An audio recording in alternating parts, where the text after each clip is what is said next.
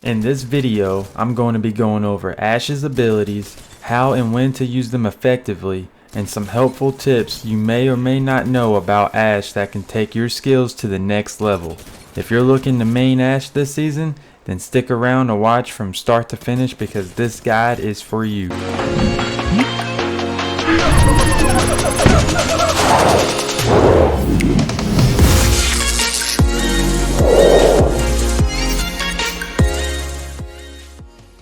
What's going on, everyone? I'm Monkey here, all about gaming and improving. I know there's a lot of you out there wanting to main Ash this season, and I wanted to make a guide video that will explain everything about Ash along with her strengths and weaknesses to make sure you are using her to her fullest potential. I've gotten many games in with her dropping a couple 4Ks, several 3Ks, and many high kill games overall. And the tips I'm going to give you will explain how I'm able to drop these types of games on a regular basis. Starting off with her passive, marked for death. Ash's map shows the location of recent death boxes, and if you press down on the D-pad on a death box, you can mark surviving attackers. But you can only do it once per box.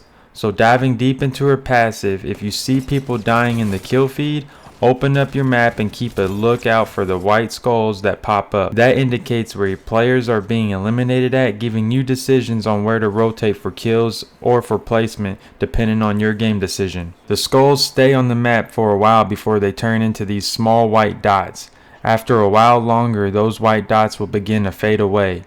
If you open your map up and hover your marker over those skulls or white dots, it'll tell you how many seconds ago it was before the death boxes appeared. If it's been 60 seconds or less, most likely the attackers are still there and around that location. I'm not sure how long it takes for the death boxes to fade away, but I have hovered over one that was at 120 seconds before. You can also ping the death boxes on your map, letting your teammates know that someone has died in that location. The only way you can truly know where the attackers are is by going to the death box and activating it with your passive. By pressing down on the D-pad if on controller, I believe H on mouse and key, this will allow you to see where the attackers are on the map and how many are alive on the team. Here are some tips to use her passive to the fullest potential. When approaching a death box before looting it, always scan it first to see if there's any attackers near you so you and your teammates don't get shot at as you're inside the death box. Another reason is so if the attackers are alive, you can locate exactly where they are so you and your teammates are aware of their position. Doing this, I have been able to get good positioning on enemies I was aware of rotating to me. I knew one team was still in the storm and predicted where they were going to rotate in at and just waited for them to come to me. I've also used this to help my decision making on where to push the enemies as well. Everyone's been talking about Ash needing a nerf. Honestly, it seems too early to tell with not much data yet, but if they were to nerf her,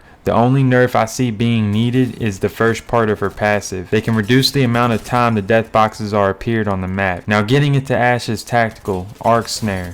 Throw a spinning snare that does damage and tethers the first enemy that gets too close. There's two major ways of using this ability correctly. The first way is aggressively. If you are approaching a fight, you can throw your arc snare to trap the enemy long enough for you to get some good shots on them. A good combo for this is throwing your tactical at them to trap them briefly and throw a throwable like an arc star or thermite. Doing this, they will not only panic and be capable of making mistakes, but you will get free damage from the tactical and from the throwable along with following up with shots. This puts you at an advantage in the fight. The second way of using this correctly is being passive aggressive. If you're in a fight and the team is pushing up on you, this tactical will help slow them down, giving you and your teammates time to reload, heal up, or rotate in or out of the fight for better positioning. Where I see players go wrong at the most when using this ability is they like to throw it during a 1v1 with no cover. Doing this allows the enemy to get shots on you while you're in the animation of throwing your snare. The only way I see this being okay is if you get the player down to 20 HP or less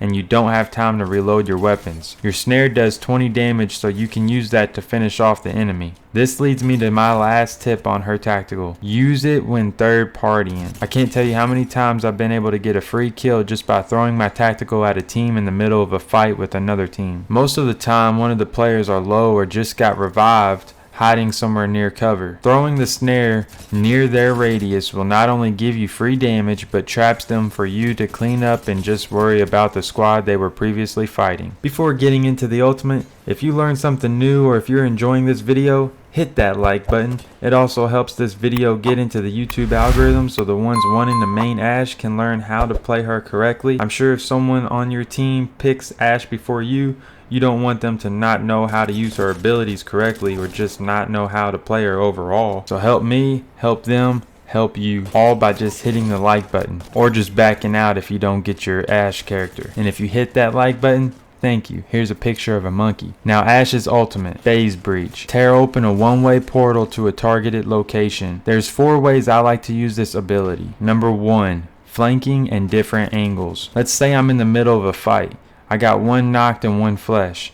I'm either going to use this ultimate to flank to the side of them to get a better angle to finish the guy that's flesh, or I'm going to use this ultimate to get right behind them and shoot them from the back, knocking the guy that's flesh, making the third guy turn around focusing me, and that's allowing my teammates to push up behind him. Number 2, instant high ground. The distance of Ash's ultimate is a little shorter than Wraith's portal, but you don't have to manually place it with Ash. This allows you to target it on high locations such as rooftops, rocks, buildings, etc., and get high ground on an enemy team. As we all know, high ground gives you the advantage on most fights. Being able to take that for you and your teammates is a huge pro to her kit. The con is that it's a one-way ticket. Understanding this, you must be aware of where you're going to rotate your team, which leads to number 3, rotations. Phase Breach can help you and your teammates rotate to zone faster without taking damage in the phase breach. This ultimate lasts for like 15 seconds and can be used over and over again during that time, but only from the place you started it from. Be sure you see where you're locating the mark before placing it, because that can be the deciding factor of winning or losing the game. Ash starts the ultimate with her sword out. When you're in this stage, you can see the marker of where you are able to place the breach at. The marker is blue with a yellow plate underneath. The yellow indicates that you are able to place it there. Keep an eye on this when trying to use the breach for high ground.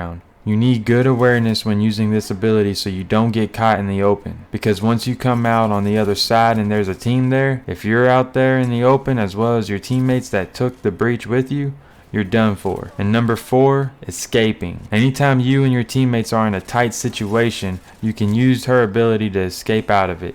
Let's say one of my teammates got knocked and the other one is flesh. I'm going to use my ultimate to get us to a safer place to either res or wait for them to come through the breach and laser them. Most of the time I'm able to get the res off by throwing my tactical on my breach with the thermite in case they do come through. Usually they don't though. But that's all the main tips I use for Ash. If you guys have any you would like to leave in the comment section, feel free to do so. That way myself and others can try them out when they go to watch this video.